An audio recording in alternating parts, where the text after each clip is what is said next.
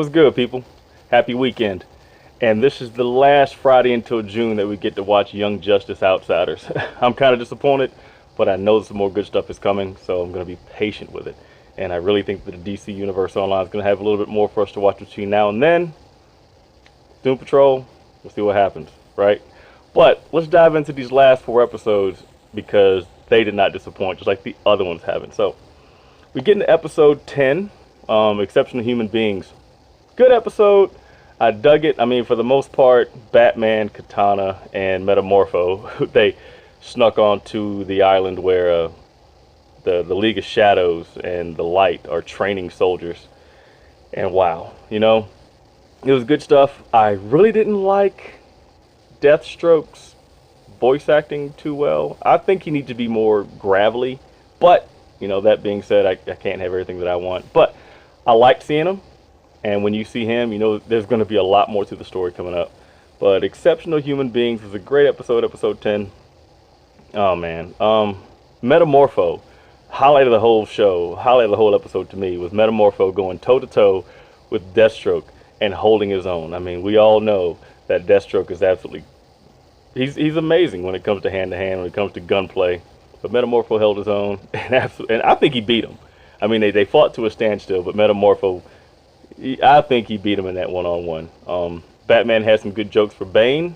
It was pretty funny, him clowning him for a while. Bane's not on the juice anymore. He just wants to fight, just being a big dude. And, I don't know. Katana had a good fight, but she didn't really say anything. She didn't say much. It was a good ep, though, overall. Okay, episode 11, Another Freak. That was a really great episode because we got to meet Victor Stone, a.k.a. Cyborg. He actually came to life in this episode. Really good stuff. So it was kind of an odd thing to me because I've watched the other origin story of Cyborg. It was the same yet different. I mean, he was born from a mother box before, but now he's born from a father box. Mother boxes are good and father boxes are bad. So now he's born from a father box, and he wakes up.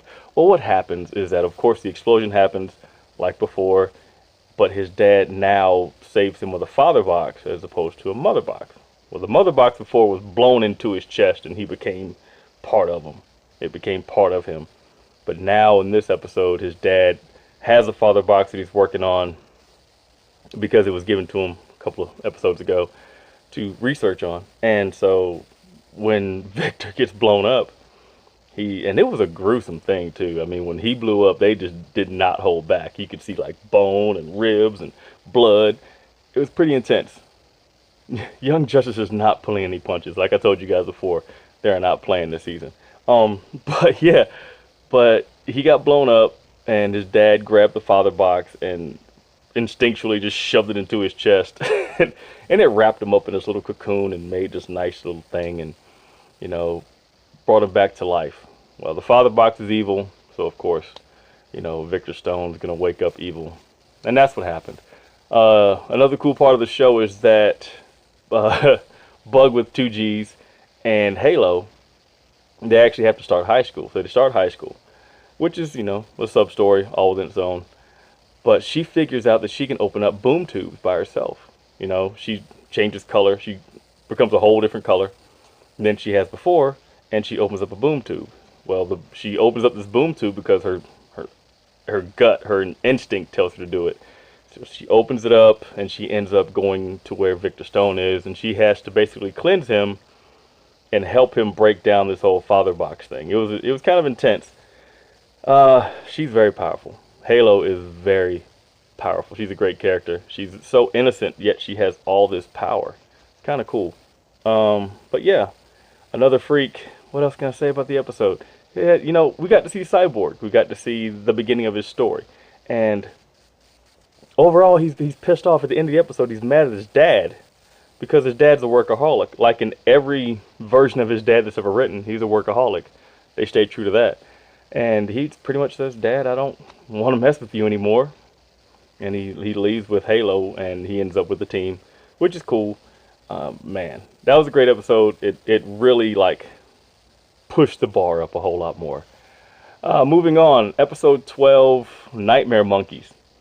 This episode basically dealt with Beast Boy and everything that he's going through and everything he's been through in his life, with his real mom, his adopted parents, Magan being his pretend sister, and the Doom Patrol who he used to run with and stuff like that. And it has some really smart, funny moments when they cut to the animation for Teen Titans Go. I laughed and I cried at the exact same time watching this, because it was the Teen Titans animation, which you're used to laughing at, but it had some deep meaning to it because Beast Boy has some serious trauma when it comes to that, you know? And so it was a great episode. It dealt with a whole lot, and the whole Teen Titans Go thing, the nod to them and the animation was spot on. I really, really enjoyed that. And the last episode, True Heroes, episode 13, amazing. Amazing episode. And it started off in Halloween, and they actually figure out where Tara is. So if you follow the show, one of the reasons Brion, her brother, the crown prince of his country, he's trying to find his sister Tara because she was kidnapped, and she's a meta just like him. Meta being metahuman, in case you haven't been following, shame on you. But yes, they finally figure out where she is, and they go and rescue her. Man, you see the owls, which is pretty cool. And so they end up rescuing her, and she's happy and all the rest of this stuff. But she, after they rescue her and bust out a whole bunch of other metas, and she's grateful, and they figured out that she was being used as like in a fight club, and that was kind of deep. But back at the home base, oh my gosh, Cyborg has a episode to where he flips back into Father Box mode, and so Halo has to reset him, and that's their whole thing. That's their dynamic right now. Is she has to help him, fix himself whenever he goes sideways. But she helped fix him. I think they said that she cleaned out all the bad tech, so now he's just good tech. Good tech. We'll figure that out. But yeah, so they rescue Tara, but at the very end of the episode, they show her sending a text message, and it ends up going to Deathstroke, of all people. So the second half of this season and then moving forward is going to be interesting because of that. And that being said, I liked the movie The Judas Contract, and it had a lot going on. And that movie and this show are running, they're touching on the same story right now. We'll see what happens. I mean, it's a lot. If Deathstroke really just want to break down the team, does he want to destroy him from within like he tried to do in Judas Contract? We'll see what happens. And which team is she going to end up on? Is she going to end up on the Outsiders team? Is she going to end up on the Young Justice team? What's going to happen? And there's so much more dangling in the wind right now because you still have Darkseid out there. You still have Vandal Savage. You still have that whole storyline going on. And wow.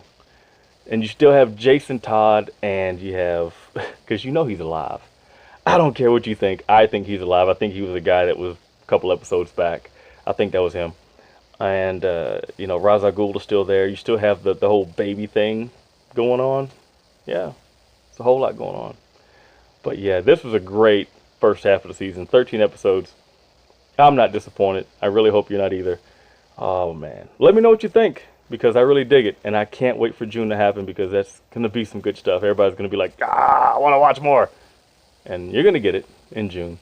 So if you haven't watched it and you've been waiting for this break, go ahead and get your free week trial and jump on and binge watch it, and hopefully I can talk to you about it more. All right? So enjoy your weekend. Let me know what you think. Till next time, it's Cosmic Lou. I'm out.